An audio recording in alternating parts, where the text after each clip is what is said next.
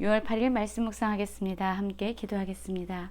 하나님, 우리가 어떠한 상황에서도 하나님을 신뢰할 수 있는 믿음을 갖게 하여 주시옵소서. 하나님께서 우리를 돌보시고 보호하시고 우리에게 주신 사명을 이루시기까지 한순간도 쉬지 아니하시는 신실한 하나님이 되심을 바라보게 하여 주시옵소서. 예수님 이름으로 기도했습니다. 아멘. 오늘의 말씀은 사무엘상 19장 1절부터 24절까지의 말씀입니다. 말씀을 함께 살펴보시기 전에 개인적으로 말씀을 꼭 읽으시고 묵상하는 시간 가지시기 바랍니다. 19장 1절입니다. 사울이 그의 아들 요나단과 그의 모든 신하에게 다윗을 죽이란 말을 했더니 사울의 아들 요나단이 다윗을 심히 좋아하므로 그가 다윗에게 말하여 이르되 내 아버지 사울이 너를 죽이기를 꾀하시느니라. 그러므로 이제 청하노니 아침에 조심하여 은밀한 곳에 숨어 있으라. 내가 나가서 내가 있는 들에서 내 아버지 곁에 서서 내 일을 내 아버지와 말하다가 무엇을 보면 내게 알려주리라 하고 라는 말씀으로 시작하고 있습니다. 우리는 어제까지 사울이 자신의 의도를 숨기고 끊임없이 다윗에게 블레셋 사람들과의 전쟁에 나아가서 나의 사위가 되라 라고 말하는 것을 보았습니다. 그의 의도는 자신의 손을 대지 않고 다윗을 죽이려는 것이었죠. 그런데 이제 그의 뜻대로 이루어지지 않자 그는 노골적으로 다윗을 죽이고자 합니다. 그의 아들 요나단과 신하들 그들에게 다윗을 죽이라고 아예 공개적으로 명령을 하는 것입니다. 그런데 요나단이 누구입니까? 그는 사울의 아들이지만 다윗과 친밀한 우정의 관계를 나누는 친구였습니다. 요나단은 다윗을 심히 좋아했습니다. 그리고 자신의 모든 겉옷을 벗어 주기까지 그를 신뢰하고 그를 사랑했습니다. 그러자 요나단이 그의 아버지가 다윗을 죽이려는 이 죄악을 멈추게 하지요. 아버지가 다윗을 죽이려는 이러한 의중을 알자 먼저 다윗에게 가서 은밀한 곳에 숨어 있어라. 아버지 사울이 너를 죽이기를 꾀하신다 라고 알려주죠. 19장 4절입니다. 요나단이 그의 아버지 사울에게 다윗을 칭찬하여 이르되 원하건대 왕은 신하 다윗에게 범죄하지 마옵소서. 그는 왕께 득죄하지 아니하였고 그가 왕께 행한 일은 심히 선함이니이다. 그가 자기 생명을 아끼지 아니하고 블레셋 사람을 죽였고 여호와께서는 온 이스라엘을 위하여 큰 구원을 이루셨으므로 왕이 이를 보고 기뻐하셨거늘 어찌 까닭 없이 다윗을 죽여 무지한 피를 흘려 범죄하려 하시나이까 라고 말하고 있습니다. 그렇습니다. 요나단은요 하나님을 경외하는 자였어요.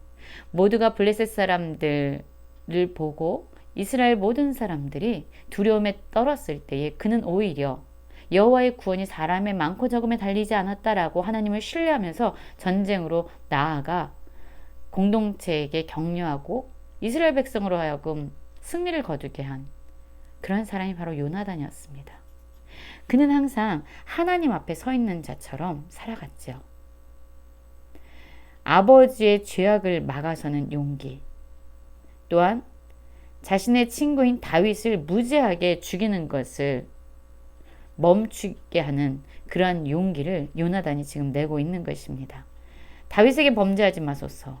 다윗에게 범죄하지 마소서. 무지한 피를 흘려 범죄하려 하시나이까 라고 말하면서 아버지의 이런 죄악된 행위를 멈추려고 그는 애쓰고 있습니다. 그리고 지금까지 다윗이 어떤 일을 했는지 다시금 아버지 사울에게 상기시켜 주죠. 그는 심히 선한 일을 했다라고 이야기하면서 자기 목숨도 아끼지 않고 블레셋 사람을 죽였다라고 얘기합니다. 사실 이것은 이스라엘 백성의 왕인 사울이 해야 될 일이었어요. 그런데 사울 역시 골리앗을 보고 두려움에 떨었기 때문에 다윗이 대신하여 용기 있게 믿음으로 나아가서 블레셋 사람을 죽였죠. 그로 말미암아 이스라엘 사람들이 다 용기를 얻어서 그 전투 가운데 나아가 승리를 거뒀습니다. 이런 일을 한 것이 바로 다윗이었어요. 그래서 여호와께서는 이 다윗을 통해서 이스라엘에게 큰 승리를 주시고 이것을 보고 또 사울 역시 엄청나게 기뻐했던 것이죠. 이때까지 사울의 적은요 다윗이 아니었습니다. 블레셋이었습니다. 그런데 사울의 적은 이제 바뀌었어요. 사울의 적은 다윗이 됐습니다. 왜 다윗이 사울의 대적이 됐냐면요. 사울은 다윗을 보면서 그가 사람들에게 더 많은 인기와 인정과 영광을 얻는 것을 보면서 저가 나의 왕권을 흔들고 내 나라를 가져갈 것이다 라고 생각했기 때문이에요. 사실 사울에게 왕권을 위임하신 분, 그를 왕으로 세우신 분은요, 사람, 백성들이 아니었고 하나님이었는데 사울은 이 순간 모든 것을 잊어버렸습니다. 하나님을 잊어버렸어요. 하나님을 잊어버리자 그는 눈에 보이는 사람들이 두려웠고 백성들이 두려웠고 그들의 소리에 민감해질 수밖에 없었던 겁니다. 그러자 사울은 다시 요나단의 말을 듣고 맹세합니다. 여호와께서 살아계심을 두고 맹세하거니와 그가 죽임을 당하지 아니하리라. 우리는 어제도 살펴보았죠. 사울이 얼마나 신실하지 못한지, 그가 말을 해놓고 얼마나 쉽게 그 말을 변개시키는지, 얼마나 뒤집는지 우리는 보았습니다. 죽임을 당하지 아니하리라 라고 말했습니다. 그러자 요나단은 이제 안심하고 다윗을 부릅니다. 그리고 그 모든 일을 다윗에게 말하고 다윗을 사울에게로 인도하여 데리고 왔어요. 아버지가 약조했기 때문이에요. 맹세하면서 다윗을 죽이지 않겠다라고 약속했기 때문에 그 약속을 믿었던 거죠. 그리고 다시 전쟁이 이 땅 가운데 있었습니다. 다윗은 이전과 같이 하나님의 이름으로 그 전쟁에 나아갔고 또한 전쟁에서 블레셋 사람들과 싸워서 그는 엄청난 승리를 거두게 됩니다. 블레셋의 손으로부터 다시금 이스라엘 백성을 건져낸 것이 바로 다윗이었습니다. 그런데 사울은요, 이건 역시 너무나도 불쾌한 소식이었죠. 사울에게는 이스라엘 백성이 블레셋으로부터 구원을 받았는가 안 받았는가 사실 관심이 없었어요. 사울의 관심은요, 내 왕권을, 내 나라를 다윗의 손으로부터 지킬 수 있는가 없는가가 더 중요했어요.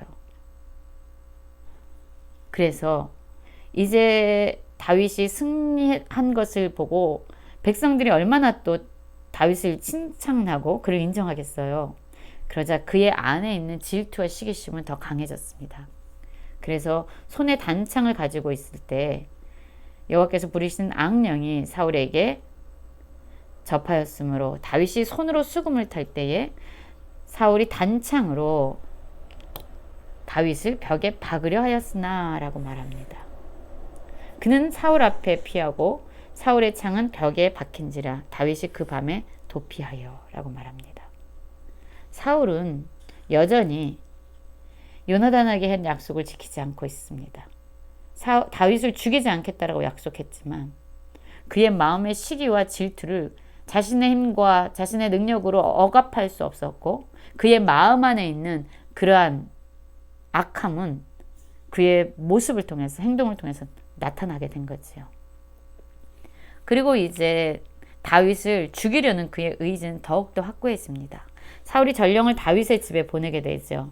그리고 그를 지키다가 아침에 그를 죽이게 하려고 그는 이제 계획을 세웁니다. 그때였습니다. 다윗의 아내 미갈이 그러한 것을 알고 다윗에게 도망하게 합니다. 당신의 생명이 이 밤에 당신의 생명을 구하지 아니하면 내일에는 죽임을 당하리라.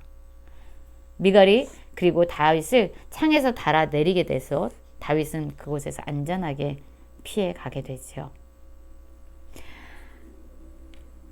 미갈이 우상을 가져다가 침상에 누이고 염소 털로 엮은 것을 그 머리에 씌우고 의복으로 그것을 덮어놨어요. 그리고 사울의 전령들이 정말로 집으로 쳐들어왔습니다. 그리고 다윗을 잡으려고 했죠. 그런데 거긴 다윗이 없는 거예요. 그런데 미갈은 다윗을 잡으려는 전령들에게 그가 병들었다라고 거짓말을 합니다. 그러자 사울이 또다시 전령을 보내죠. 다윗의 침상째 내게 들고 와라. 내가 그를 죽이겠다. 다윗을 죽이려는 이 사울의 의지가요 멈춰지지 않는 것입니다. 그리고 전령들이 들어가서 보니까 그곳엔 다윗이 없고 미갈이 속인 그런 우상이 누워 있는 거예요. 그때 사울은 이제 미갈에게 분노하죠. 너는 어찌하여 이처럼 나를 속여 내 대적을 놓아 피하게 하였느냐라고 말합니다. 그때 미갈은 또 거짓을 이야기하죠. 그가 나를 놓아 가게 하라. 그렇지 않으면 내가 너를 죽이겠다 해서 내가 그를 보낼 수밖에 없었습니다. 라고 말합니다. 오늘의 이 이야기를 보면은요. 다윗을 죽이려는 사울의 편에는 많은 사람들이 있었죠. 사울의 전령들, 군사들이 있습니다. 그런데 또한 다윗을 지키시는 하나님의 보이지 않는 손길이 또한 역사하고 있습니다. 사실 요나단이나 미갈은요. 사울의 자녀들이에요. 충분히 사울의 편을 들 수 있는데 오히려 이들은 하나님이 택하신 다윗을 두둔하고 그의 생명을 지키기 위해서 위험을 무릅쓰는 사람들입니다. 다윗을 끊임없이 죽이려고 하는 사울의 손으로부터 요나단과 미갈과 그 밖에 많은 사람들이 다윗의 생명을 지금 지켜주고 있습니다.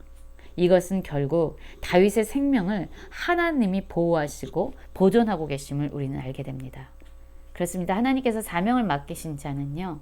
그 사명을 이루기까지 죽지 않습니다. 하나님이 그를 지키시는 것이죠.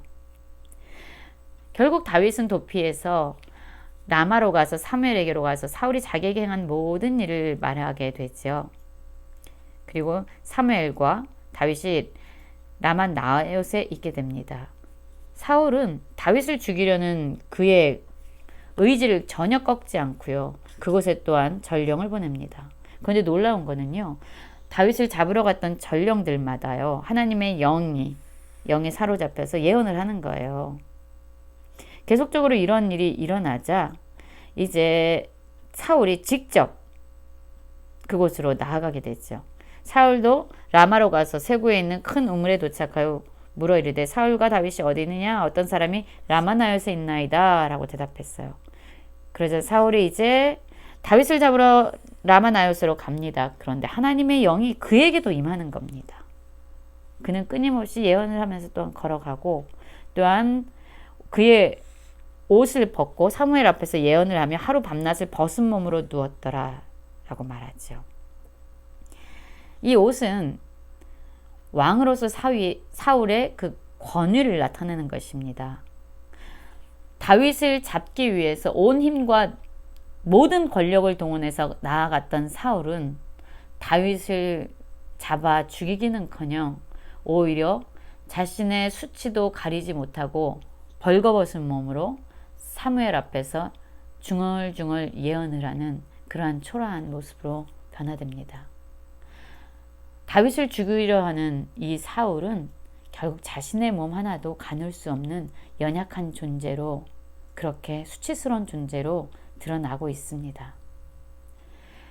사울의 손에서 끊임없이 다윗의 생명을 보존하신 하나님의 역사하심이 여기에 있고 아무리 힘과 능력이 있는 것처럼 보일지라도 하나님께서 역사하시면 우리는 아무것도 할 수 없는 무력한 존재임을 기억해야 합니다.